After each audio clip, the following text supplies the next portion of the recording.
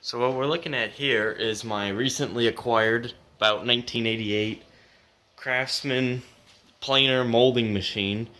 It is 6 inch.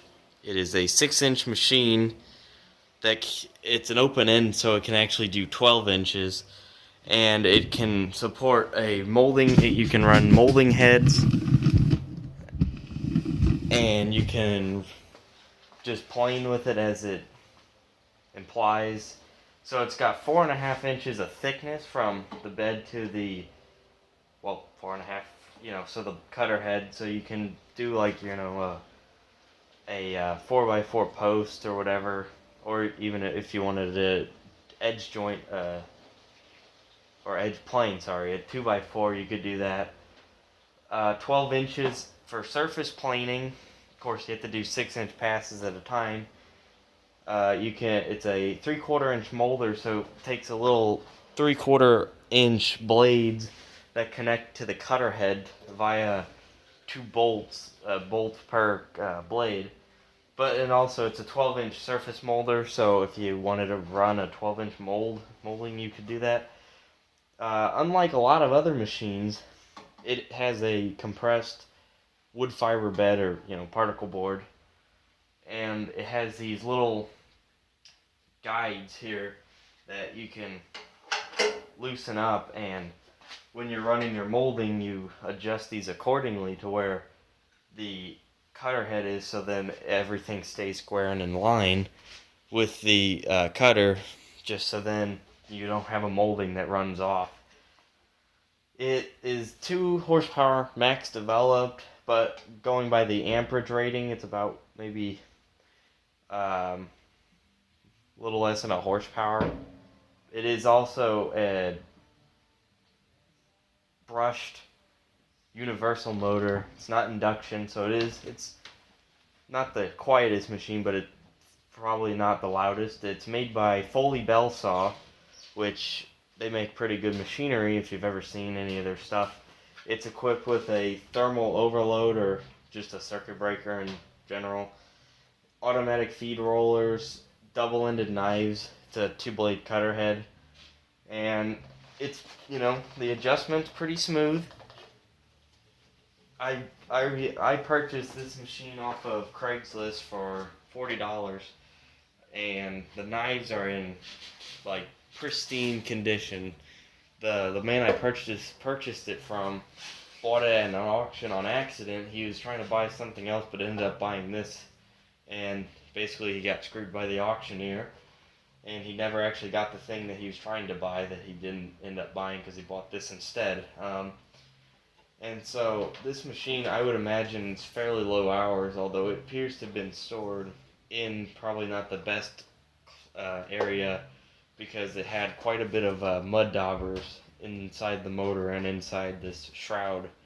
It also has a nice stand too, which is pretty much what any Craftsman stand you'll ever come across is in the same fashion. And if we come around the back, gotta love this production value here. If we come around the back, you can see it's got a dust port, or the chip extraction here. And if I grab the shop vac attachment for like a floor sweep setup, just this came with the rigid shop vac, that fits like really nicely. So if I want to put dust collection on this, I can somehow figure out a way to put that on, and then got pretty decent dust shroud. Although there's probably a Sears attachment out there for a dust shroud. I'm pretty sure of it. Although it would probably cost 2 or 3 times as much as this machine cost for me to buy it, at least. In the ad, the man actually stated that it was a 4.5 inch joint or planer, and I was fine with it being, if it was a 4.5 inch, because that means you could do a 9 inch because it's a open frame. But to my surprise, it's a 6-inch blade, 6-inch blades on it, so you can do 12-inch. Or, you could do bigger if you wanted to, and all you'd have to do is just figure out a way to remove the material that's left in the middle. Yeah, so it turns out that the 4.5 inches is actually from the bed to the knives at the highest setting.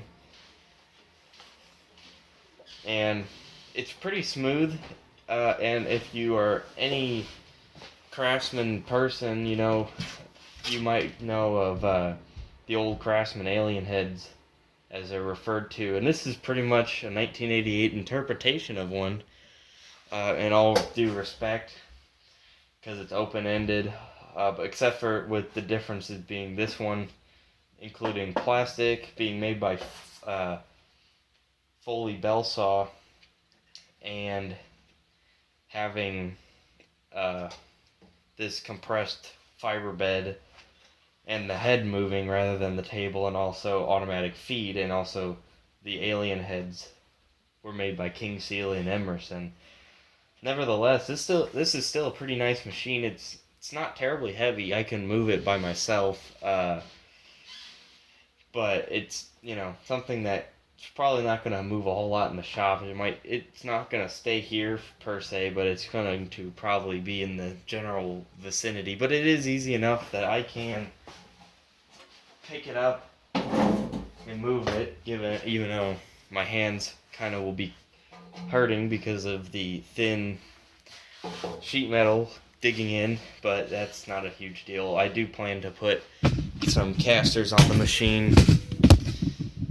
As you can see, it does not have casters, although my table saw does have casters, which I'm not exactly sure if those were a standard feature or not on the Craftsman saws. That's not really relevant, so it's not terribly hard to make a mobile base for it, and it's got a plug on it. Got some shavings in it, but the plug is kind of an interesting design. It's got a ground that doesn't really look like it belongs there. Most plugs kind of aren't that thin in the grounding area, but this, I believe, is a 14 gauge, I would imagine. Although it could run, yeah, it's 14 gauge by the looks. Although it could be run off of a 16 gauge wire, because 16 gauge, depending on who you talk to, because it always is going to change.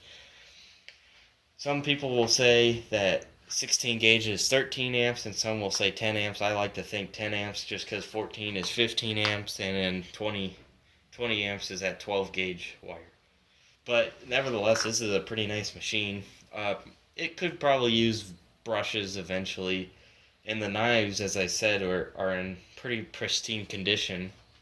All it needed was just clean the dirt out of it itself, and then that was about it. And I've run a few test boards, not full thickness, just a quick test because it is quite late. And I purchased the machine, say about an hour ago. But you can see, pretty nice. This is just some old pallet wood, so if that gives you any reference. And here's some cedar that probably help. This is rough sawn fence board, and it's done a pretty good job, and that's where I accidentally took a lot over 1/8 of an inch depth of cut, and pretty much the machine stopped. So it's not the most gutted machine. It does lack some guts, but it's for what it is and for what I paid, I don't think it's a bad deal at all. And given the fact that it kind of fits for whatever reason, I've seemed to accumulate quite a lot of Craftsman tools. Not that I try to look for Craftsman specifically. It just kind of happens. And